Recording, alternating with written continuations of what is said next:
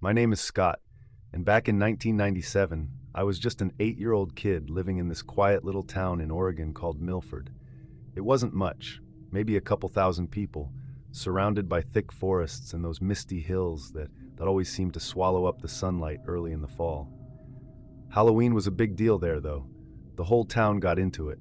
Decorations everywhere, pumpkins glowing on every porch, and kids running around in costumes until way past bedtime. But that year, Halloween turned into something I'll never forget. It wasn't the candy or the costumes that stuck with me. It was the night my brother ditched me, and I came face to face with something that still gives me chills when I think about it. Let me take you back to that afternoon. It was October 31st, a Friday, I think. The air had that crisp, leafy smell, and the sky was already turning a deep orange as the sun dipped behind the trees. My brother Evan was 13, at that awkward age where he thought he was too cool for everything, especially hanging out with his little brother. He had these two friends, Mike and Tyler, who were the same, always skateboarding, listening to grunge music, and acting like they owned the streets. That year, Evan decided he was dressing as a hobo. Ripped jeans, an old flannel shirt from Dad's closet, a fake beard made from cotton balls, and a bindle stick over his shoulder. Me? My mom helped me make a scarecrow costume, straw sticking out of an oversized plaid shirt, a burlap sack for a hat, and patches sewn everywhere. I probably looked like a dork, but I didn't care. I just wanted free candy. But Evan? He wasn't thrilled about the whole brotherly bonding thing. Our parents were both working late shifts, Dad at the mill, Mom at the diner, so they told Evan he had to take me trick-or-treating. No ifs, ands, or buts. I remember sitting on the living room couch, stuffing my pillowcase with a few starter candies Mom left out, while Evan argued with them in the kitchen. "Come on, Mom. Why do I have to drag Scott along?" Evan whined, his voice cracking a bit like it did when he got worked up. "He's gonna slow us down. Me, Mike, and Tyler. We've got a plan. We're hitting the big houses on Elm Street first, the ones that give out full-size candy bars. By the time we get there with him tagging along, all the good stuff will be gone." Mom wasn't having it. "Evan, you're his big brother. It's one night. Take him around the block a few times, then you can go off with your friends. And watch out for cars. Those suburban streets get dark quick." Dad chimed in from the doorway, keys in hand. "Listen to your mother. Family first. Besides, Scott's excited. Don't ruin it for him." Evan stormed out of the kitchen, muttering under his breath. He shot me a glare as he grabbed his bindle. "Fine, but you're not holding us back, squirt. And if you whine once, I'm leaving you at home." I didn't care. I was buzzing with excitement. Halloween was my favorite holiday. Free candy, spooky vibes, and no school the next day. We met up with Mike and Tyler outside our house around 6 p.m. They were dressed as zombies or something, with fake blood and torn clothes. The streets were already filling up with kids. Little princesses, superheroes, ghosts floating along the sidewalks. Jack-o'-lanterns flickered on porches, and you could hear laughter echoing from every direction. The air was cool, maybe 50 degrees, with that Oregon fog starting to roll in from the woods at the edge of town.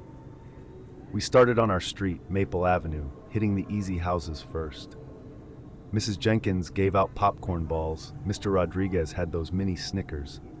Evan and his friends were joking around, shoving each other, racing to the next door. I tried to keep up, my scarecrow straw itching against my neck, but my legs were shorter, and I kept tripping over my oversized boots. After about half an hour, we'd filled our bags pretty good, but Evan was getting antsy. "See, this is what I was talking about," he whispered to Mike as we walked down the sidewalk. "We're barely moving. The good houses on the other side of town are going to be picked clean."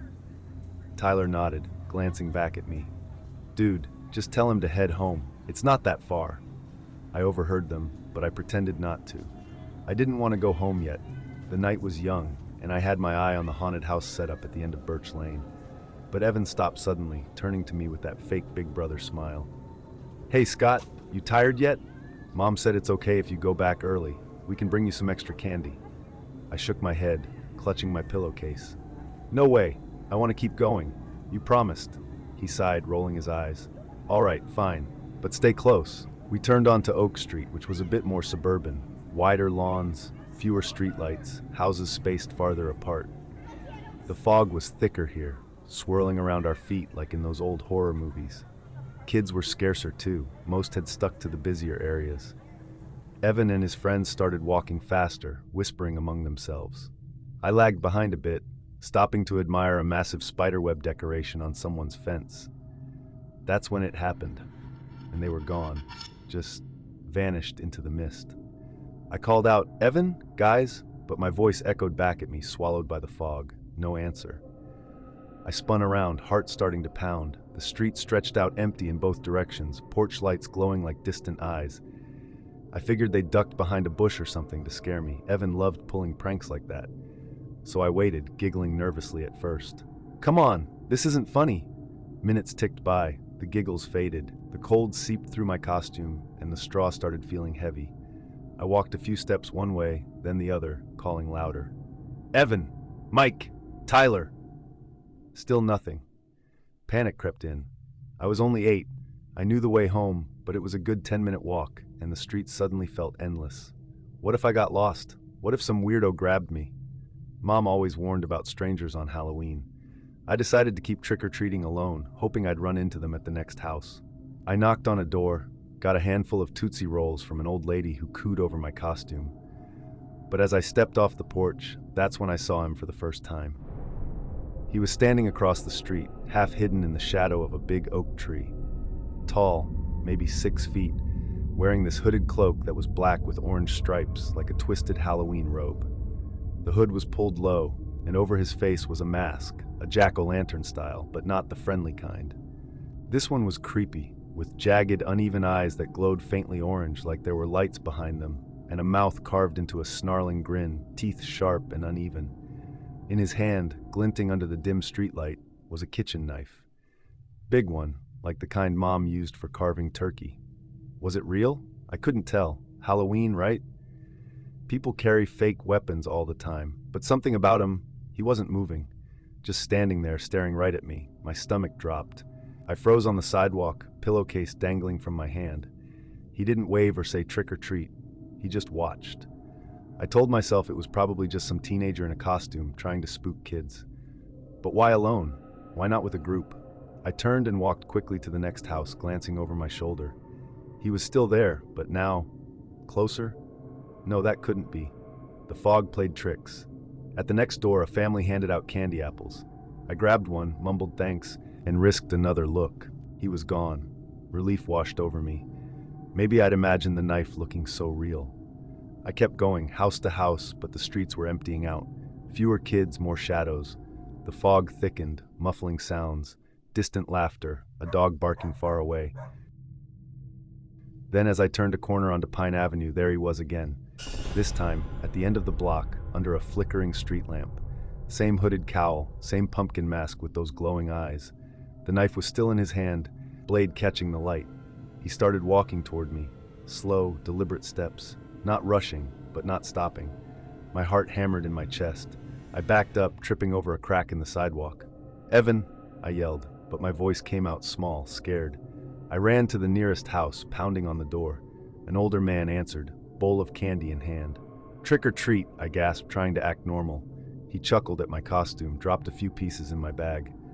I peeked behind me. The figure had stopped, maybe 50 feet away, just standing again, watching. "Thanks," I said, and bolted down the porch steps. I didn't know where to go. Home was back the way I'd come, past him. Evan's friends lived on the other side of town. I ducked between 2 houses, cutting through a backyard, hoping to loop around. The grass was wet, soaking my boots. I heard leaves crunching. Was that him, or just the wind? I emerged on the next street, breathing hard. Empty, quiet. I walked fast, sticking to the lit porches. But every few minutes, I'd glance back, and there he'd be, appearing out of the fog like a ghost. Always at a distance, but closing in. Once, he was on the same side of the street, knife swinging loosely by his side. I couldn't see his eyes behind the mask, but I felt them boring into me. Who was he? Why me? Was the knife fake? Part of me wanted to yell at him, call his bluff, but the fear glued my mouth shut. The scariest part came when I tried to hide. I spotted an old playground at the edge of the subdivision. The kind with rusty swings and a slide half buried in leaves. The woods bordered it, dark and impenetrable. I ran there, ducking behind a merry-go-round, peeking out. Minutes passed. No sign of him. Maybe I'd lost him. My candy bag felt heavy now, a burden. I thought about dumping it to run faster. Then a twig snapped, close. I whipped around, and he was there, maybe 20 feet away, emerging from the tree line. How?